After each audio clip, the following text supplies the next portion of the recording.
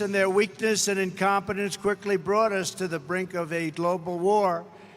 America cannot survive for 4 more years of this bumbling communist lunatic. Look, we cannot let her win this election. It's not a question of me. We can't let her win this election. If she wins this election, we're not going to have a country anymore. Starting on day one, we will bring competence and common sense back to the Oval Office. You know, we're really a party of common sense, if you think. We're conservative and all that, but we're really a party of common sense. And by the way, we have a great libertarian with us tonight. Where is our libertarian friend? And I think he's going to be with us. Where is he? What a nice guy. Stand up, please. Stand up. What a nice guy. What a nice guy. A lot of us are libertarian. And I think he's going to be giving you a very nice surprise very soon. But he's a great, wonderful person, and we just met, and we knew each other a little bit from before. Thank you very much for being here. How do you like the audience? Not bad. Do you think the libertarians get this kind of an audience? I don't think so. But thank you. Great honor to know you. Thank you very much. But we'll bring back safety, security, and the American dream bigger, better, and stronger than ever before.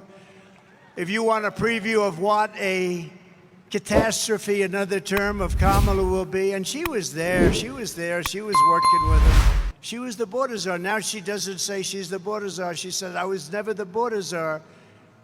I mean, everything they did, she's taking away now, but she was the border czar. She was the worst border czar in the history of the world.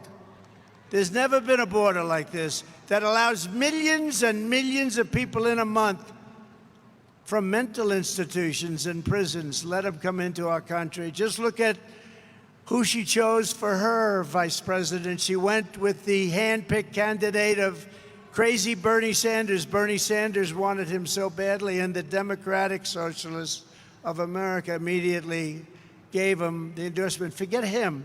That's her thinking. That's where she's going to go. You know, a politician, when they came out, if Steve Daines came out and said 20 years ago when he started, I wanted to fund the police. I don't think he's saying that. I wanted to fund the police, everybody. Then he said, well, I was only kidding. I don't. The truth is, when you come out with a statement like that, that's where you are. And she wants to defund the police, and she wants to have all of your guns taken away. She wants your guns taken away. You can count on it. A politician, their first statement, Steve, is always the statement. Now, Steve said, I'm going to protect your Second Amendment. That was a long time ago. He said, I'm going to take care of our police. Right, Steve? I just don't want to leave any question in their mind, Steve. He's so happy I did that little second part. He said, oh, my God, they might think I want to defund. Steve is he's not a big defender. He's an increaser for the police. We want to take care of our police. They're doing a great job, right? As Minnesota's Governor Tim Walz let rioters and looters burn down Minneapolis. Remember CNN? They're right back there. Watch. Oh, there goes their light. Their light just went off.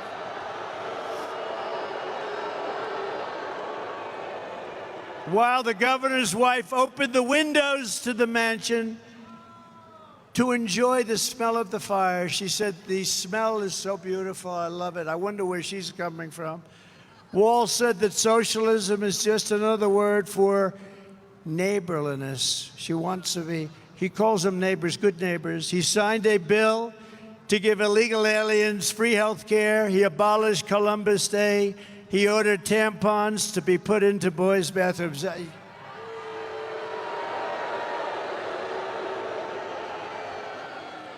Do we have any children here? Please close your ears.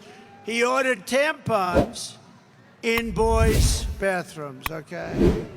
He signed a law letting the state kidnap children to change their gender so that they go home. But I'm not talking about him, I'm talking about her. This is her ideology. That's why she picked him. And he signed a bill allowing pedophiles to claim human rights protections under the state law. And then he said, by the way, J.D. Vance is doing a phenomenal job. But then he said, well, think of that. Think of the things I just said. Then he said, you know, I think J.D. Vance is weird. You know, it's a word that they use. I think he calls me that too. No, we're not. We're very solid people. We want to have strong borders. We want to have good elections. We want to have low interest rates. We want to be able to buy a house. We want great education. We want strong borders. Subscribe to our YouTube channel to always be informed. I think we're the opposite of weird. They're weird. You know what they do? They work with the press on coming up with a soundbite, just a soundbite.